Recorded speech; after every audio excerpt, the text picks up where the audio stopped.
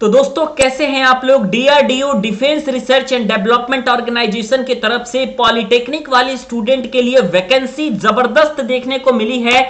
और मैं आपको बता दूं कि सबसे अच्छी बात यह है कि यहां पे हर ब्रांच की वैकेंसी है, मैकेनिकल, इलेक्ट्रिकल, इलेक्ट्रॉनिक, सिविल और इसके साथ ही साथ कंप्यूटर साइंस और इंफॉर्मेशन टेक्नोलॉजी के स्टूडेंट के लिए भी बेहतरीन वैकेंसी देखने को मिली है। जैसा कि आप सभी स्टूडेंट को पता है कि जूनियर इंजीनियर कैसे बनते हैं, जूनियर इंजीनियर ज्यादा बनते हैं पॉलिटेक्निक वाले स्टूडेंट, इसके बारे में तो लगभग सभी लोगों को पता है।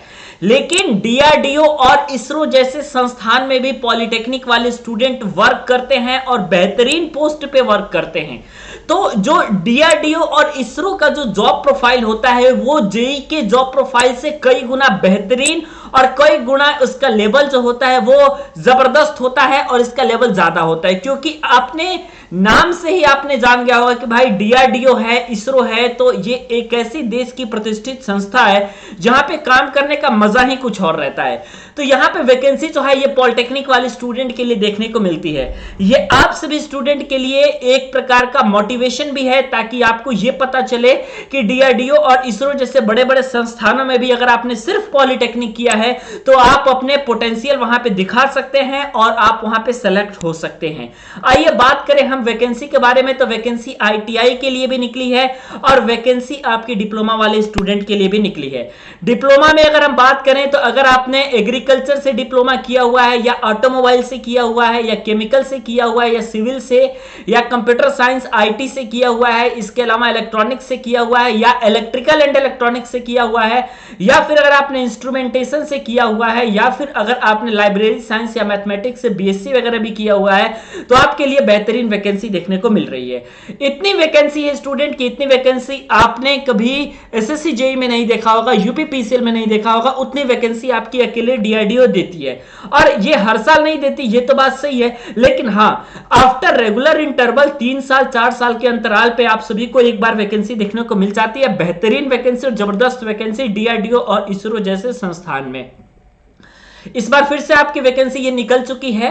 तो मैं आप सभी स्टूडेंट को बता दूं कि जो स्टूडेंट ये सोचते हैं हमारा कंप्यूटर साइंस है, हमारा इलेक्ट्रॉनिक्स है, हमारा मैकेनिकल है, हमारी वैकेंसी नहीं आती, उनको मैं बता दूं कि इस तरीके की बातों से बचने की बजाय आप अपनी तैयारी के ऊपर फोकस करिए।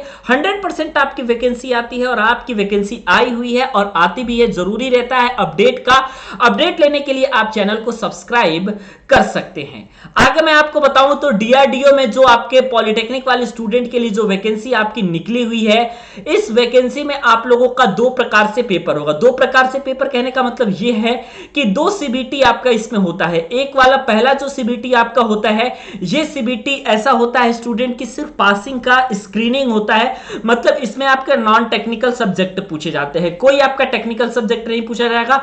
वही आपका मैथ हो गया, रीजनिंग हो गया, इंग्लिश हो गया, जीके जीएस करंट अफेयर हो गया, ये आपका नॉर्मल सब्जेक्ट जो रहता है डीआरडीओ के सीबीटी 1 में पूछा जाता है। सिर्फ वो पासिंग नेचर का होता है, उसका मार्क्स इंक्लूड नहीं होता, बस वो पास करना आपको जरूरी होता है, तभी जाकर के आप मेन एग्जामिनेशन को देते हो। मेन एग्जामिनेशन आपका टेक्निकल सब्जेक्ट का रहता है। आईटी से हो तो आईटी का टेक्निकल सब्जेक्ट, इलेक्ट्रॉनिक्स से हो तो इलेक्ट्रॉनिक्स का टेक्निकल सब्जेक्ट, मैकेनिकल से है तो मैकेनिकल का टेक्निकल सब्जेक्ट आपको तैयार रहना चाहिए। 100 क्वेश्चन इससे पूछे जाते हैं, ठीक है।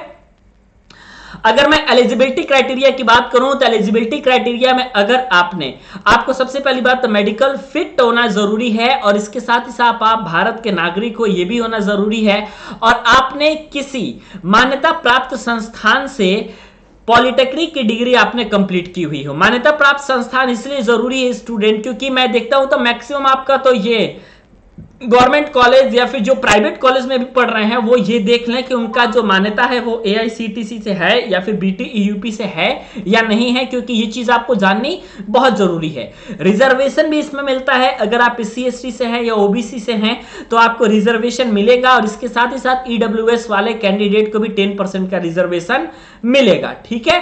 तो ये आपका हो गया स्टूडेंट। बाकी आप अगर आगे जाएंगे तो आप देख सकते हैं यहाँ पे सीबीटी 1 के लिए एग्जामिनेशन सीटी का डिटेल दिया हुआ है। सबसे अच्छी बात यह होती है कि यहाँ पे एग्जामिनेशन सीटी वगैरह का सब कुछ डिटेल दे दिया जाता है। जैसे आपके पास लगभग 39 आपके पास सीटी हैं जहां पे आपका सेंटर बनाया जाएगा। जिसमें आपका बात करें तो आगरा, अहमदाबाद, बेंगलोर, भोपाल, भुवनेश्वर, ये सारी चीजें आप देख सकते हैं, आपकी स्क्रीन पे शो हो रहा होगा। ठीक है, आप सभी स्टूडेंट अगर एलिजिबल हैं तो जरूर इस फॉर्म को फिल करें, और अगर मान लीजिए आप एलिजिबल नहीं हैं तो आप लोग प्रिपरेशन जरूर करें, प्रिपरेशन अपनी जारी रखें। जैसे कि आप देख पा रहे होंगे सीबीटी फॉर स्क्रीनिंग लिखा हुआ है, 120 क्वेश्चन टोटल इससे आपके पूछे जाएंगे, और 120 क्वेश्चन इसमें पूछे जाएंगे, मैक्सिमम मार्क्स भी 120 होगा, 90 मिनट का समय होगा। ये तो आपका स्क्रीनिंग सब्जेक्ट होता है, इसमें आपका मार्क्स मैटर नहीं करता।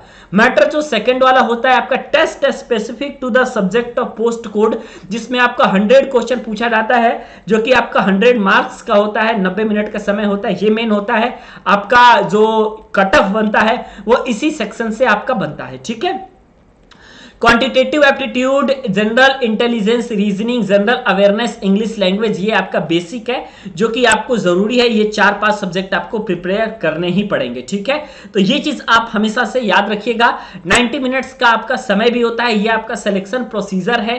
आप सभी स्टूडेंट इसकी तैयारी जरूर करें। सबसे इंपॉर्टेंट बात यह है कि फॉर्म की स्टार्टिंग और क्लोजिंग डेट भी आपकी दे चुकी है। ठीक है, यहां पे आप देख रहे हैं डेट ऑफ एलिजिबिलिटी 23 सितंबर 2022 से आपका ओपनिंग डेट आपका ऑनलाइन एप्लीकेशन का 3 सितंबर से स्टार्ट हो जाएगा 2022 से, और इसके अलावा 23 सितंबर तक आपका ये चलने वाला है। और इसके अलावा जो टेंटेटिव डेट है ये आपका आने वाला है, जो कि डीआरडीओ का ऑफिशियल वेबसाइट पे आ जाएगा, या फिर अब जब आप फॉर्म को फिल करेंगे तो उसके बाद आपका जो ईमेल आईडी होता है वहां पे डायरेक्टली ईमेल आपका आ जाता है कि आपका पेपर कब होने वाला है। ठीक है, तो ये जो वैकेंसी है आपकी, ये एसएससी जेईई, यूपीपीसीएल जेईई से कई गुना बेहतरीन होती है।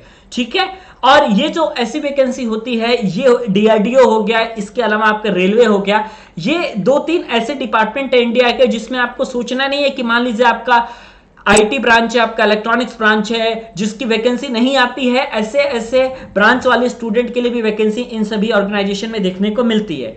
तो आप सभी स्टूडेंट इसकी प्रिपरेशन जरूर करें, और चैनल को भाई सब्सक्राइब जरूर करें अगर आप जॉब रिलेटेड इंफॉर्मेशन देखना चाहते हैं तो।